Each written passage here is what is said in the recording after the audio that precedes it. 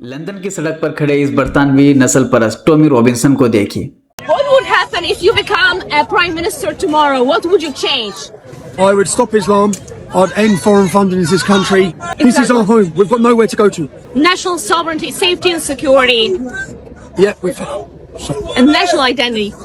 اس کا غرور دیکھیے جو کیمرے کے سامنے کھلم کھلا کہہ رہا ہے کہ میں اسلام کو روک دوں گا اور مسلمانوں کو فوج کے ذریعے ہوٹلوں سے نکال کر ملک بدر کر دوں گا۔ یہ سن کر ہنسی بھی آتی ہے اور اس کی تاریخی جہالت پر ترس بھی آتا ہے۔ چلیے آج اس سفید فام ٹھیکیدار کو تاریخ کا وہ کڑوا سچ دکھاتے ہیں جسے دیکھ کر شاید اس کے رونگٹے کھڑے ہو جائیں، جسے سن کر اس کے آبا و اجداد کی روحیں کانپ اٹھیں۔ ٹامی رابنسن، تمہاری اوقات کیا ہے؟ تم مسلمانوں کو برطانوی ہوٹلوں اور سڑکوں سے نکالنے کی بات کرتے ہو؟ ذرا اپنے گریبان میں جھانک کر دیکھو۔ جس برطانیہ کے انفراسٹرکچر، لندن کی شاہراہوں اور بکنگم پیلیس کے عیش و آرام پر تم اتراتے ہو، وہ یونائٹڈ انڈیا کے 45,000 ارب ڈالر لوٹ کر بنایا گیا ہے۔ تم نے تو ہمارے کوہ نور کے ہیرے تک نہیں چھوڑے۔ اگر مسلمان، ہندو اور افریقی اپنا وہ سارا لوٹا ہوا مال اور سودا واپس مانگ لیں تو تمہارا پورا برطانیہ نیلام ہو جائے گا۔ اگر مسلمان نہ ہوتے تو تم جرمنوں کے غلام ہوتے۔ فرسٹ اور سیکنڈ ورلڈ وار میں جب ہٹلر تمہاری سرحدوں پر بم برسا رہا تھا اور تم بنکروں میں چھپے بیٹھے تھے، تب 25 لاکھ سے زیادہ مسلمان فوجیوں نے تمہاری سلطنت کو بچانے کے لیے اپنا خون بہایا تھا۔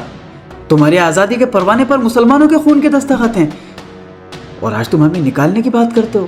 تمہاری نیشنل ہیلتھ سروس سے لے کر لندن کی اکانومی تک ٹیکس دینے والے اور حلال پسینہ بہانے والے لاکھوں مسلمان اس ملک کی ریڑھ کی ہڈی ہیں۔ تم جیسے چند بے روزگار اور نفرت کی بیساکھیوں پر چلنے والے اسٹریٹ گینگسٹرز تو برطانوی حکومت کے وظیفوں پر پلتے ہیں، جبکہ مسلمان اس ملک کو پال رہے ہیں۔ مڈل ایسٹ اور افریقہ کے پناہ گزین مسلمان اگر آج برطانیہ کے ہوٹلوں میں بیٹھے ہیں تو وہ تمہارے مہمان نہیں ہیں، بلکہ وہ تمہارے گناہوں کا بل وصول کرنے آئے ہیں۔ تم نے ان کے گھر اجاڑے۔